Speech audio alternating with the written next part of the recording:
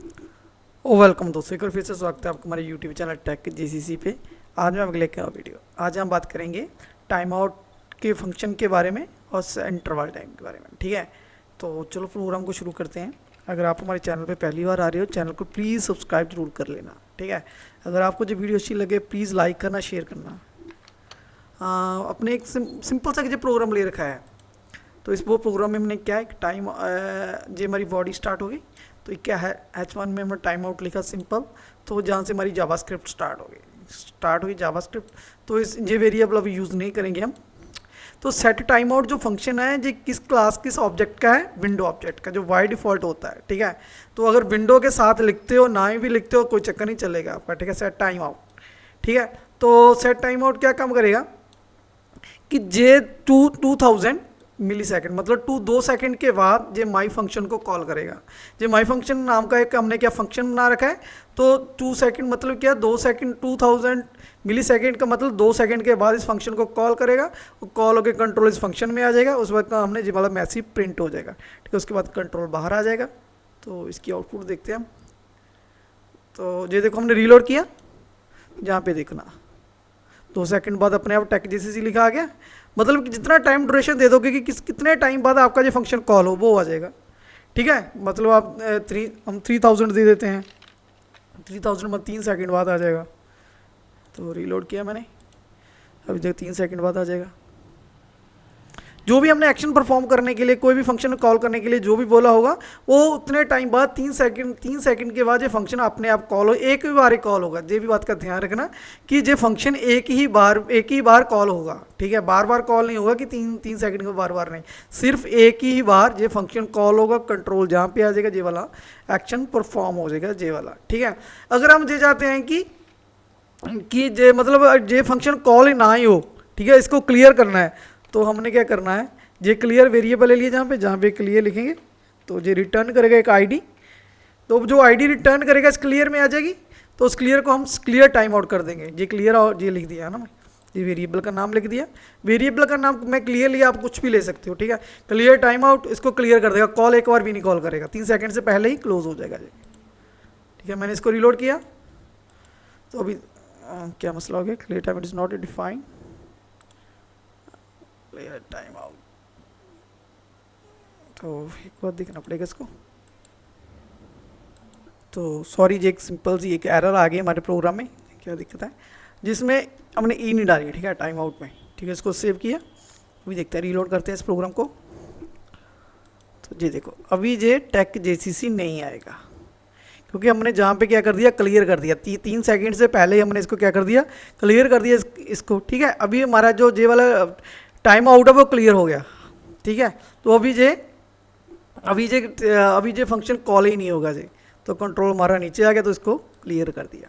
जब उसने वेट की ना, 3 सेकंड वेट की, कंट्रोल हमारा नीचे है। जब नीचे है तो उसने क्या किया, इस टाइम आउट को क्लियर कर दिया कि ना कॉल करे इस फंक्शन को। 3 सेकंड के बाद इस फंक्शन को कॉल ना करे, उस टाइम पीरियड को हमने क्या कर दिया, क्लियर कर दिया। ठीक है, ये हो गया सिंपल कि अगर आपने किसी फंक्शन को थोड़ा सा लेट कॉल करना है, 2 सेकंड बाद, 3 सेकंड बाद, 4 सेकंड बाद, 5 सेकंड बाद फंक्शन को फंक्शन को एक बार कॉल करना है किसी टाइम ड्यूरेशन के बाद, 2 सेकंड, 3 सेकंड, 5 सेकंड, तो हम कौन सा फंक्शन यूज़ कर लेंगे, set time out. Set time का आउट के थ्रू हम उसको फंक्शन को थोड़ा लेट कॉल कर सकते हैं। ठीक है, तो ये हो गया। उस तो बाद एक होता है इंटरवल।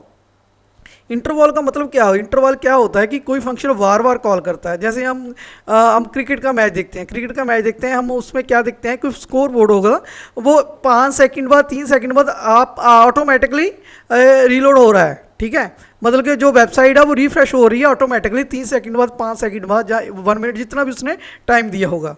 कि उसमें क्या यूज़ हो रहा है वहाँ पे, सेट इंटरवल टाइम।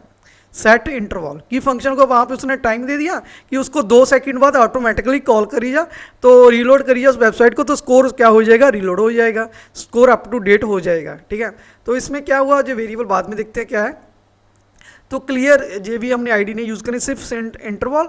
और तो हमने माई फंक्शन, हमने अपना फंक्शन बना रखा है तो 2 सेकंड, 2000 मिली सेकंड मतलब 2 सेकंड के 2 सेकंड के बाद ऑटोमेटिकली इस फंक्शन को कॉल करी जाओ, माई फंक्शन को, ठीक है। सेट इंटरवल क्या है कि कोई फंक्शन को बार बार कॉल करना कितने सेकंड बाद, कितना हमने जहाँ पे 2 सेकंड, दो मतलब 2000 मिली सेकंड दे रखे, इसका मतलब क्या 2 सेकंड बाद ऑटोमेटिकली इसको कॉल करी जाएगा, ठीक है। तो इसको रीलोड करता हूँ अभी, तो अभी देखना, तो ये देखो एक बार हो गया, देखो 2 ऑटोमेटिकली कॉल हो रहा है 2 सेकंड के बाद, ये देखो टाइमिंग बढ़ रही है, ठीक है। इस तरह से हम किसी भी फंक्शन को ऑटोमेटिकली कॉल कर सकते हैं, कुछ टाइम पीरियड देके कि 1 मिनट बाद जो फंक्शन कॉल हो, 2 मिनट बाद, 3 मिनट बाद, सेकंड बाद, सॉरी 3 सेकंड बाद, 4 सेकंड बाद, 4 सेकंड बाद, मतलब कोई भी टाइम ड्यूरेशन दे सकते हैं कि कितने सेकंड बाद किसी फंक्शन को कॉल करना है, वो ऑटोमेटिकली कॉल हो ही जाएगा, ठीक है। अगर हम क्या कहते हैं, हम चाहते हैं कि इस फंक्शन को रोकना है, ठीक है, इस फंक्शन को रोकना है, उसके लिए हमें क्या करना पड़ेगा, उसके लिए हमें करना पड़ेगा तो एक स्टॉप वेरिएबल ले लेंगे, आपको इफ एल्स यूज करना पड़ेगा। इफ मैंने लिखा तो if stop is equal to 0 is equal to 5, ठीक। तो जहाँ पे मैं क्या लगा दूंगा, इसको कॉपी करता हूँ मैं थोड़ा सा, क्लियर टाइम आउट, तो इसको कॉपी है, कुछ नहीं करना इसको, जहाँ पे क्लियर टाइम आउट था वहाँ पे हम लगा दें क्लियर इंटरवल, ठीक है,